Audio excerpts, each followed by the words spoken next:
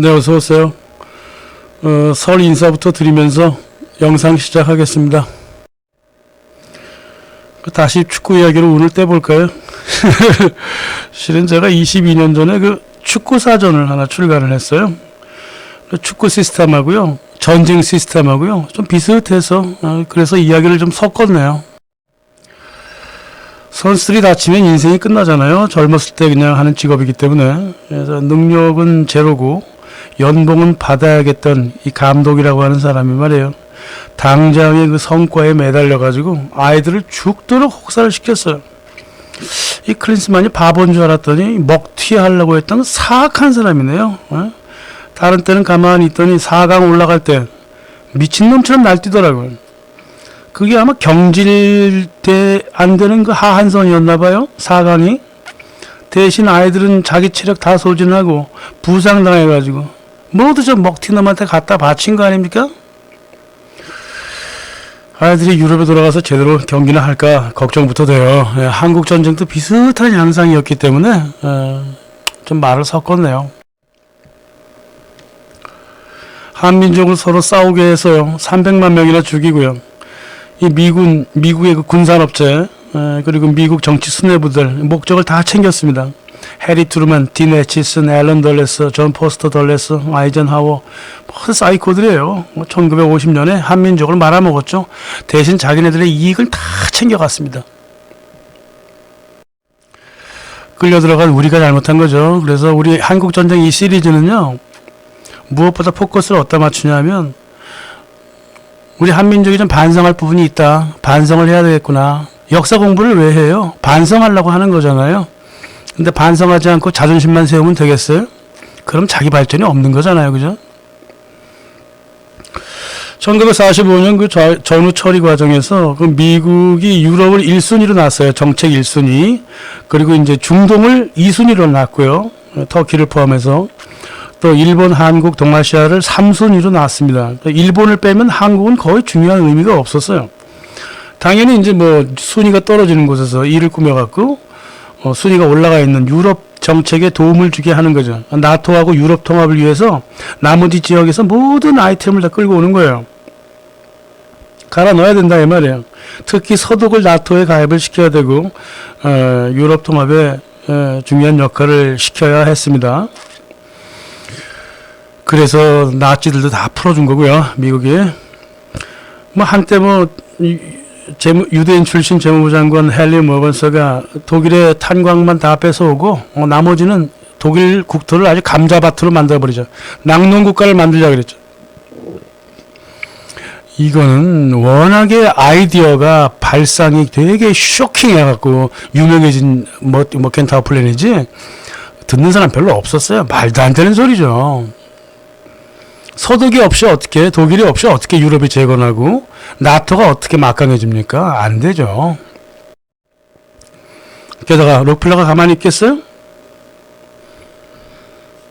록펠러 네트워크는요, 이미 독일에 다 들어가 있었잖아요. 아이즈파벤 지분도 갖고 있었고, ITT, IBM, 코카콜라까지 들어가 있었고, 코닥 들어가 있었고, 스탠다드 오일 들어가 있었고, 제너럴 일렉트릭 다 있었는데 서독을 어떻게 낚는 국가로 만들어? 누구 마음대로? 아니죠. 그래서 록펠러 네트워크는요, 이미 1941년 전쟁 초기부터요, 딘 애치슨이라고 하는 하수인을 미 국무부 차관보로 들여보내놓고 있었습니다. 실은 아이젠하워도 같은 편이에요. 스컬앤본스 출신이고요, CFR 회원입니다. 다시 말해서 록펠러맨이었다 이거예요. 지금이나 옛날에 다 똑같아요. 미국의 국무부 장관, 대통령 아무나 하지 않습니다. 다 외교위원회 거쳐야 되고요. 스컬앤본스 점검 다 맡아야 돼요. 지금 다보스 포럼이 유럽의 수장들을 다 뽑아다가 또 미국의 주지사들 다 여기저기 때려받고 있죠. 쟤네가 키운 애들. 그때도 그랬어요. 그래가지고 추국적 기업을 위해서 손발이 되어갖고 뛰어다니는 거죠. 애치슨이 말이요, 국무부 장관이 되면서 이제 본격적으로 일을 처리하는데, 실은 그 이전부터 제2차 세계대전 참전서부터 전후 처리, 마샬 플랜, 나토, 죄다 주물럭거렸습니다. 냉전, 한국전쟁까지 모두 주물럭거렸어요. CFR의 명령을 받아가지고 스컬앤본즈 지원도 받고 국무부를 운영을 하는 거예요. 그렇습니다. 이 나라는 법적으로 흘러가는 나라가 아니에요. 트루먼 대통령 같은 경우는 꼭두각시였죠. 만사를 다 뒤내치으니 처리했습니다. 자기 스스로 그랬어요. 이 빌어먹을 나라는 어떤 식이든 간에 헌법으로는 끌고 갈 수 없다 그랬습니다. 불법으로만 일을 했다 이거예요. 쉽게 얘기해서. 원래 미국이 그런 나라입니다. 미국은 원래 나라가 아니잖아요. 정식적으로 봤을 때 나라가 아니죠. 영국의 금융계가 미국 정부 안으로 들어가서 금융을 장악하려고 했던 거. 금융하고 군산복합업체들의 놀이터입니다. 1791년 알렉산더 해밀턴이 제1은행, 중앙은행 만들어가지고 영국의 자금을 다 끌고 온 것도 실은 이런 모습이고, 제임스 메디슨이 만들었던 그 세컨드 은행, 제2은행, 1830년이 되니까 영국의 로스차일드를 중심으로 한 영국의 자금이 들어와서 중앙은행의 채권 반 이상을 다 사버렸습니다. 그래서 국제금융가들에 의해서 이 재펴먹은 거예요, 이 나라가. 그러니까 이 미국이라고 하는 나라가 이게 이 중앙은행을 하나를 두고 그 국제금융가들하고 토마스 제퍼슨이나 앤드류 잭슨 같은 그 정착 이주민 집단, 록펠러를 포함해서 서로 싸웠어요. 이걸 이제 우리가 이제 뱅크 워라 그러거든요. 은행 전쟁이라고 부르는데요. 이게 미국의 그 근대사를 아주 관통해버리는 그런 거예요. 그러니까 미국이라고 하는 나라는 국가가 아니다 이 말이에요. 개인 사설 집단들의 전쟁터였다 이 말이죠. 1913년에 FRB를 만들면서 국제금융가 집단, 로스차일드를 중심으로 한, 그리고 록펠러를 중심으로 한 미국 정착 집단이 서로 악수를 해서 만들어낸 게 FRB, 미국 연준위원회라 이 말이죠. 그래서 1933년 그 프랭클린 루즈벨트가 그 국제금융가 집단 중에 하나인 에드워드 맨델 하우스한테 이렇게 말하죠. 당신도 알고 나도 알지만 진실이라고 하는 것은 선도센터의 금융이 언제나 정부를 소유하고 있지 않습니까? 선도센터의 금융을 국제금융가 집단을 얘기하는 거죠. 또 국내 금융가 집단도 있어요. 나도 예외는 아닙니다. 나도 그들 중에 하나다 이거예요. 다시 말하면 비선 실세 중에 나도 한 사람이다 그 뜻입니다.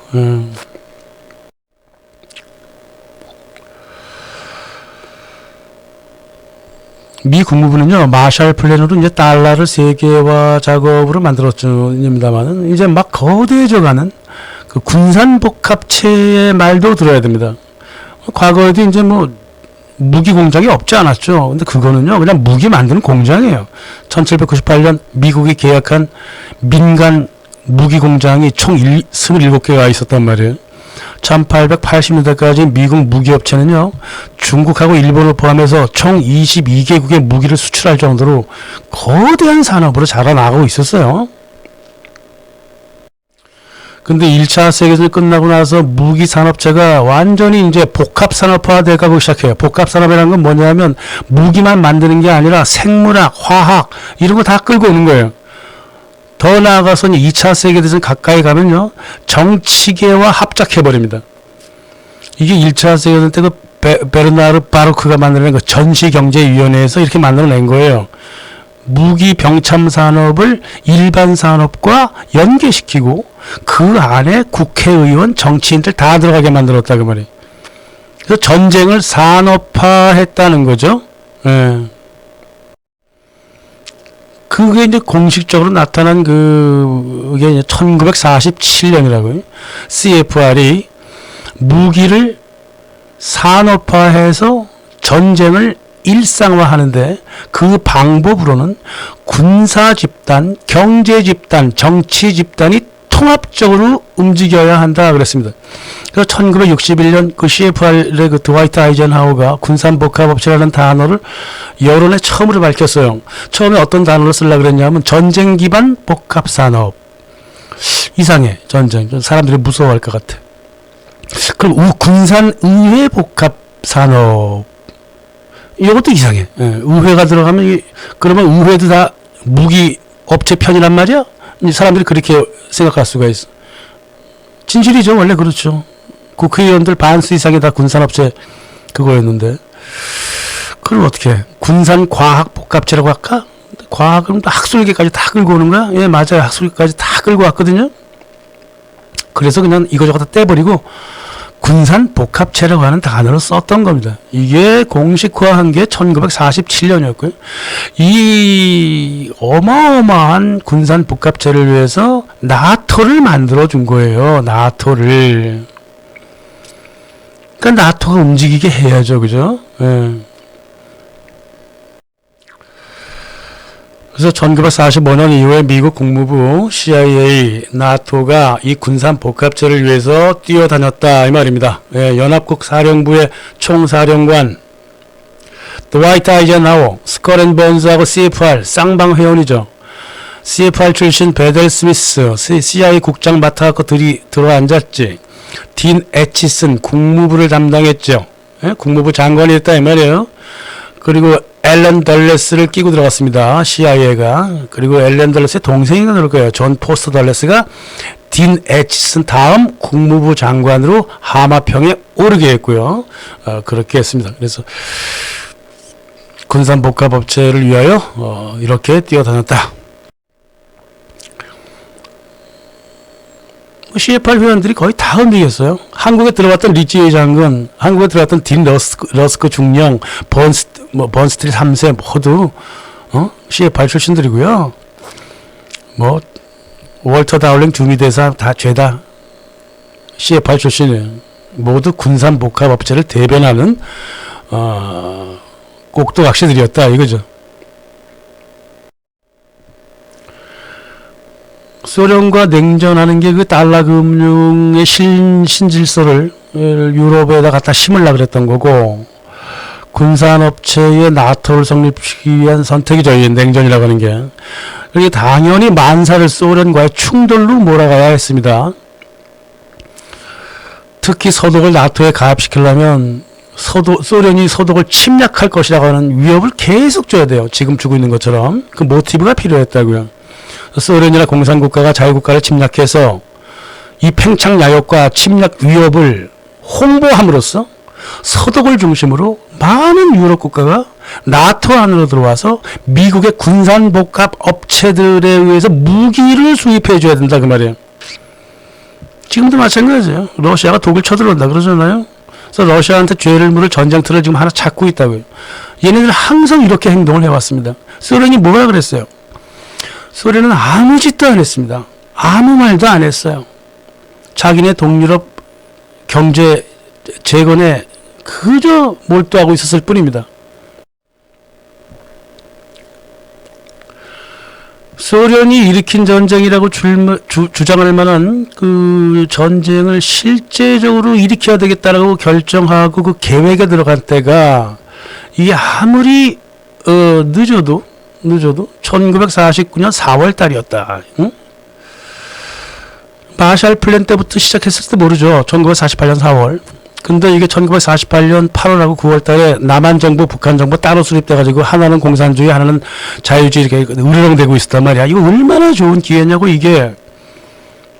아마 이 시절에 계획에 들어갔을 거예요. 이 시절에.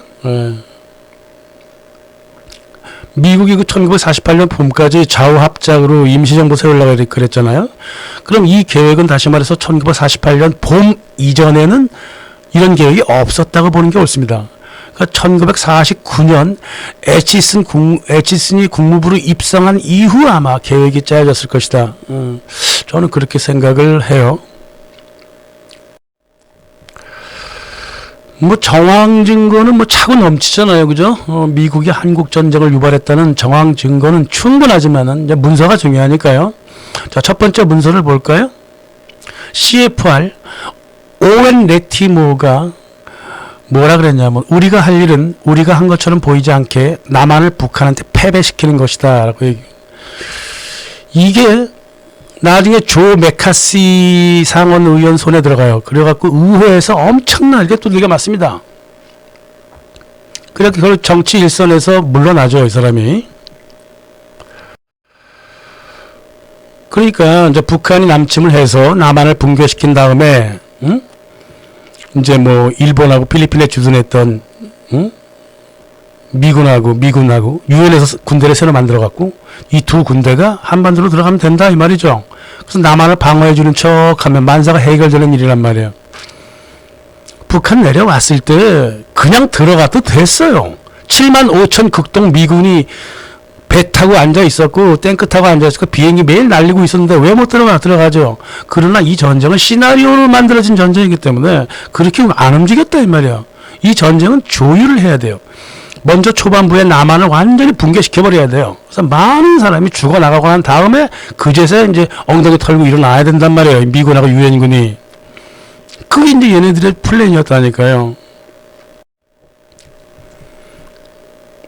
한국전쟁 유발의 두 번째 문서가 존 포스터 덜레스로부터 나오는데요. 1950년 6월 19일 날 존 포스터 덜레스가 원래 앨런 덜레스의 동생인가 그럴 거예요. 아마 동생이죠. 예.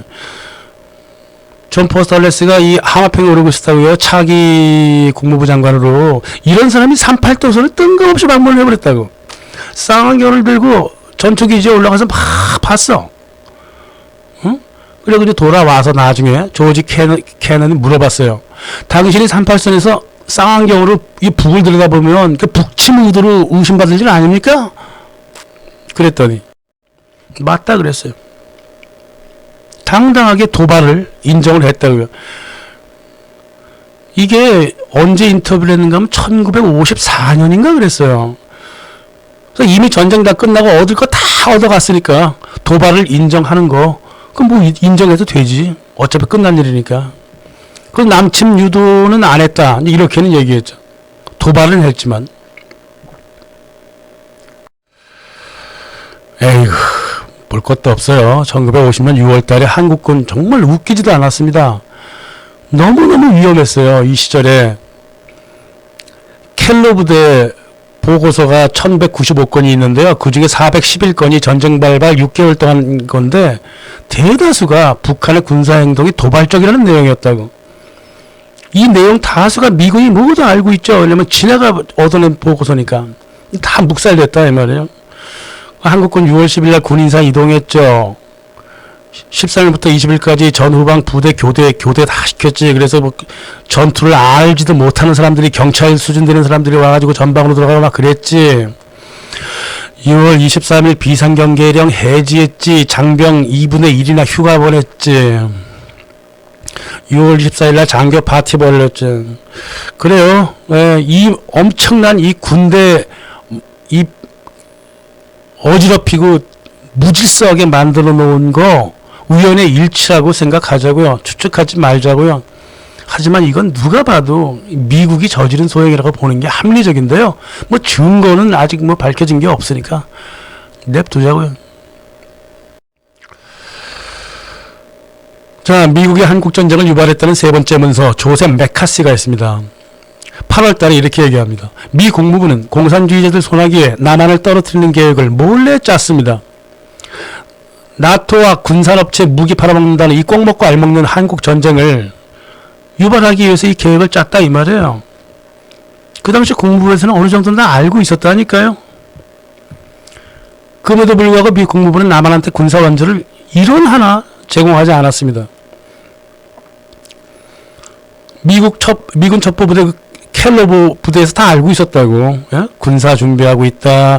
야, 새로운 전투부대를 많이 만들고 있다. 군사가 이동하고 있다. 북한에서 군사 훈련한다. 정보를 다 알고 있었음에도 군사지원 고개를 돌렸죠. 오죽하면 한국 미 군사 고문단이 1950년 6월 10일 날 한국군이 지금 너무나도 초라하게 무기를 지급받고 있기 때문에 15일 이상 방어작전을 계속할 수가 없다. 이렇게 보고서를 보냈어. 이것도 묵살돼 버렸다고? 나중에 이제 후일담이지만은 메가더가 이렇게 적었습니다. 한국군한테는 경화기만 있고 공군도 없고 해군도 없고 전차도 없고 대포도 없고 필수적인 무기가 없다. 한국군을 이렇게 무장 조직시킨 결정권자는 미국 국무부였다. 북한군에게 공격의 길을 열어주었다. 이렇게 자서전에서 적었어요. 무기 안 줬다니까요. 일부러 망하게 해야 되니까요. 미군이 한국에 주둔한 이래 전쟁 발발할 때까지 총 5억 달러를 썼는데 모두 미군한테 들어갔어요. 월급까지 포함해서. 그리고 미군이 철수한 다음에 1950년 1월 26일 날 가까스로 원조해 주겠다고 1000만 달러 주겠다고 그랬어. 단 1달러도 남한 땅으로 들어오지 않았습니다. 그 당시 1950년 남한 군인이 10만 명이 채 안 됐어요. 비행기도 20대 그 작은 거 연락기들 훈련기들 세스나 비행기 같은 거. 비행기 조종사는 가까스로 조금 배웠다는 사람이 한 30명 있었다고. 미 군사 고문단은 한국의 지형 판단하기 전부터 탱크가 못 들어오게 막았어요. 응? 탱크가 한국 지역이 좀 안 맞는 건 맞아.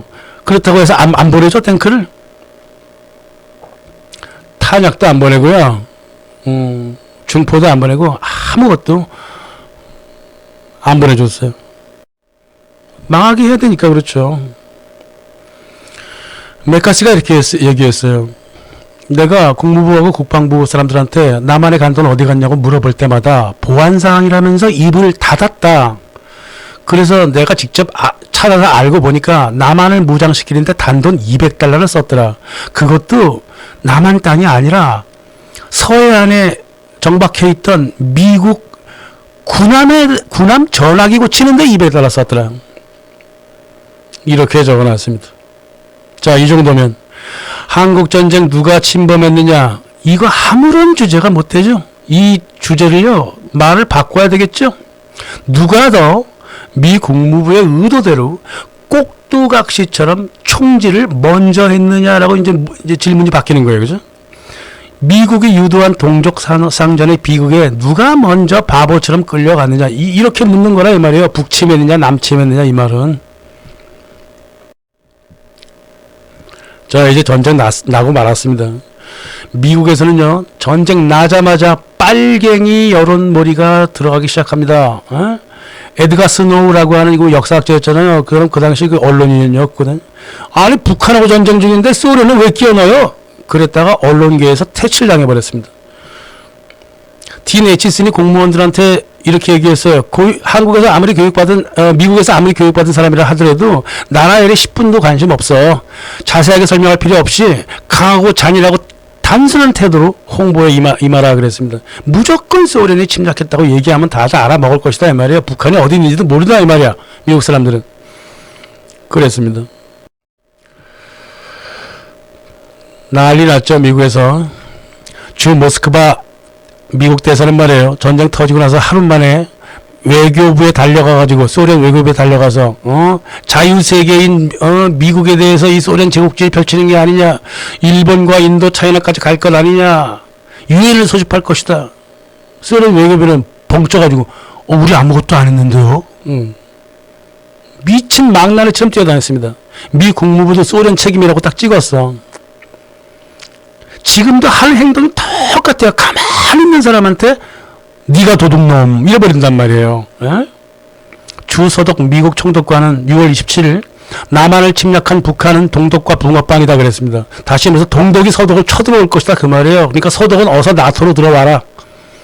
자기네들의 속내를 그대로 드러내고 있어요 지금.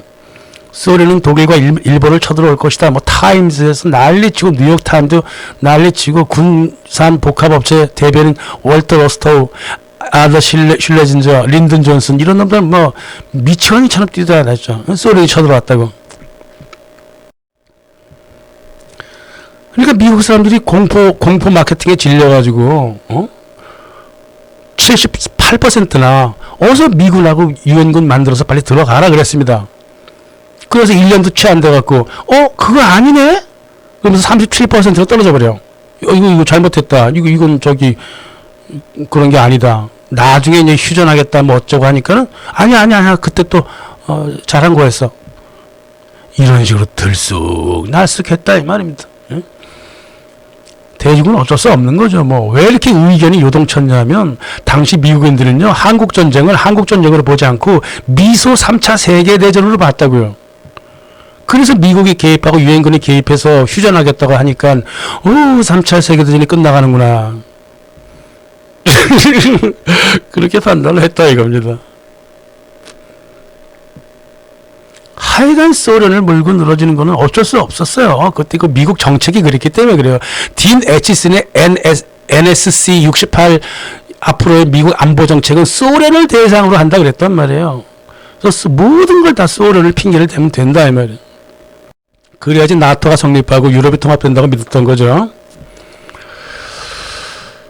정작 한국이 개입한 나라가 중국이었는데 아직도 미국 사람들이 소련과의 전적으로 알고 있다고요. 참 대중들이 무서워요.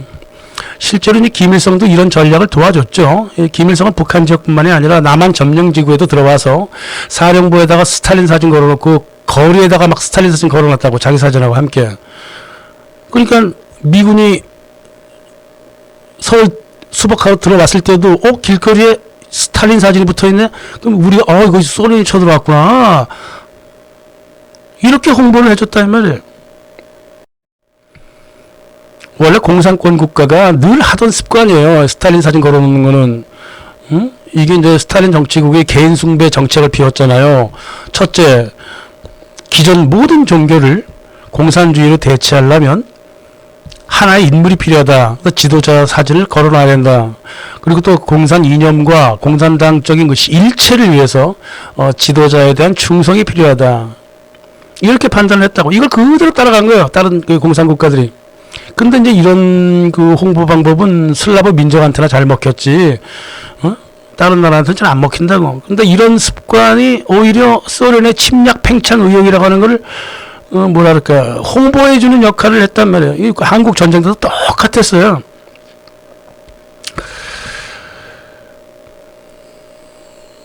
김일성도 그랬단 말이에요. 스탈린 사진 여기저기 다 붙여놨다. 트로츠키 굉장히 싫어했어요. 어떻게 개인 사진을 갖다가 그렇게 공공 건물에 다 붙여둡니까? 트로츠키는 되게 싫어했다고. 근데 이제 슬라브 민족한테는 그게 옳다고 믿었기 때문에 그렇게 한 거예요. 그래서 소련 남침 지도설이라고 하는 건 냉전이 발전하는데 큰 핵심 역할을 했다고 하는데, 이 소련 문서를 다 살펴본 사람이 맞는 얘기예요. 그래서 소련 남침이라고 하는 거는 굉장히 중요한 프로파간다가 됐는데요. 실은 말이에요. 제가 보기에도 그래요. 공산 국가들 대충 보면 말이야, 그 지도자 사진 자꾸 갖다 붙여놓는데 그거 나중에 크게 이용당해 먹습니다. 그거 팽창하고 폭력적으로 보인다고요. 억압적으로 보이고 전체적으로 보인다고. 그 짓을 아무 생각 없이 저지른 거야, 김일성이. 그러니까 유엔군하고 미군이 들어왔을 때도 소련이 쳐들어왔다, 이렇게 돼버린 거잖아요.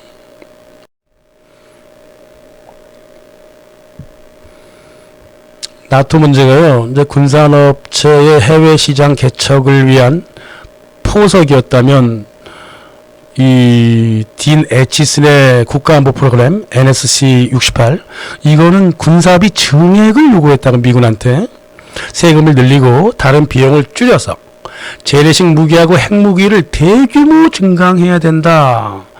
그런데 그때 조지 캐런이 미친 소리 하지 마라. 지금 우리 미군이 갖고 있는 무기만 봐도 소련보다 더 뛰어나기 때문에 소련 안보를 위해, 미국 안보를 위해서 지금으로서 충분하다 그랬어요. 근데 전쟁이 터져버렸단 말이야. 그러니까 이 국방비 지출을 계속 늘리자고 그래가지고 의회를 통과시켜버렸어요. 그래갖고 국방비가 300%나 늘어나버렸습니다. 이게 다 이 미국 군산 복합 업체를 위해서 쓰이는 돈이다 그 말이죠. 미국 그 세금들이. 유럽의 그 나토 시장도요, 상당히 좀 올라갔어요.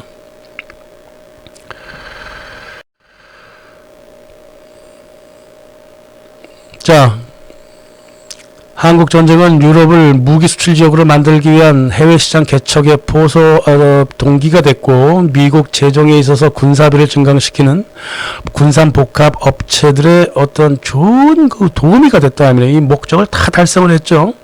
나토를 위해 한국 전쟁을 했고 한국이 와서 우리를 살렸다고 하는 그 딘 애치슨의 언급을 이렇게 바꿔도 됩니다. 우리는 군산 복합체를 위해 한국 전쟁을 했고 한국이 우리 영업을 살렸다. 이렇게 해도 틀린 말이 아니다 이 말이죠. 많은 의혹 도중에 전쟁이 터졌죠. 그 의혹의 대다수가요, 누가 먼저 총질했냐는 건데요. 아까도 말씀드렸듯이 누가 먼저 미국의 전략에 끌려 들어가느냐, 이렇게 됐다 이 말이에요. 이 주제를 누군가 틀어버렸어요. 남침이냐 북침이냐. 이거 하등의 중요한 주제가 아니거든요. 38선에서는 군사 충돌이 뭐 잦았다는 거는 뭐 세계가 다 알고 있는 사실이고, 김일성도 남침하고 싶고 이승만도 북침 떠들고 있었다는 거 다 알고 있어. 누가 먼저 침략했냐는 문제는 아직도 몰라요. 풀리지 않았어요. 다 각자 자기 위치에서 진영 논리를 피울 뿐이라고. 이렇게 진영 논리를 피우면 진정 이 한국 전쟁을 누가 유발했는가에 대한 그 진실은 묻혀지게 된다 이 말이에요. 이승만은 미국의 보장만 있었으면 북침했을 것이고, 김일성도 마찬가지란 말이에요. 중요한 건 북침이다 남침이다 이게 아니라 북침이다 남침이다 서로 싸우게 만든 놈이 누구냐 이 말이에요. 그렇게 싸우게 만든 놈은 전쟁을 유발한 놈이겠죠. CFR. 더 이상 그러지 말자고요. 누가 자꾸 툭하면 싸우래요? 1966년 8월 9일날 소련 정치국이 한국전쟁에 대한 마지막 보고서를 제출했어요. 그 결론이 이거예요. 김일성하고 북쪽 지도자들은 나라를 군사적인 방법으로 통일하려 작정했다. 남한에서 민주적인 움직임이 자라나고 있기 때문에 좀 인내심을 가지고 기다리면서 이 평화통일의 가능성을 연구하는 데 신경을 쓰지 않았다. 성격이 급해갖고 냄비 같아갖고 빨리 통일하고 싶어갖고 주먹부터 휘둘렀다 이거 아니에요. 김일성이가. 이승만도 그러려고 그랬잖아요. 가진 것도 없는 주제에. 우리는 반성을 해야 돼요. 남이든 북이든 간에. 반성을 하자고 한국전쟁 시리즈를 만든 거지 너 남 탓하자고 만든 거 아니에요. 반성하면 마음이 아프죠. 누가 몰라요? 나는 마음 안 아픈가? 나도 아프죠. 하지만 반성하자면 아니면 어떻게 발전을 가능하겠습니까? 한국 축구도 마찬가지 아니겠어요? 축구협회하고 클린스만이 CFR 미 국무부라고 보시면 되고요. 이승만, 김일성 빼버리고 열심히 싸우다가 체력 다 소진하고 부상 당한 우리 국가대표가 있단 말이에요. 잘 보세요. 전쟁 후에 누가 이익을 얻었죠? CFR하고 군산복합업체하고 나토 구성시키려고 했던 미 국무부하고 죄다 이익을 얻어갔잖아. 피는 누가 흘렸죠? 우리 한민족이 흘렸죠. 아시안컵 이후에 누가 이익을 얻었죠? 클린스만이죠. 신체하자 박살난 사람들 누구죠? 우리 선수들이란 말이에요. 손흥정 감독이요. 한국 축구 우승하면 안 된다 그랬잖아요. 현실을 정확하게 보고 모든 게 다 정립이 될 때까지 좀 인내심을 갖고 참고 우리 선수들 나중에 다시 모여서 우리 함께 가면 된다 이 말이야. 근데 뭐가 그렇게 일희일비하면서 자기들의 신체와 부상을 모두 이상한 사기꾼 먹튀한테 갖다 주어버리고 이러고 있냔 말입니다. 이게 한국전쟁과 똑같단 말이에요. 그래서 다시는 미국 국무부처럼 CFR처럼 남의 민족의 고통을 통해서 이익을 얻으려고 하는 놈들의 전략에 끌려 들어가면 안 된다는 것. 그걸 주장하기 위해서 한국전쟁 시리즈를 만든 겁니다. 감사합니다. 4편에서 뵙겠습니다.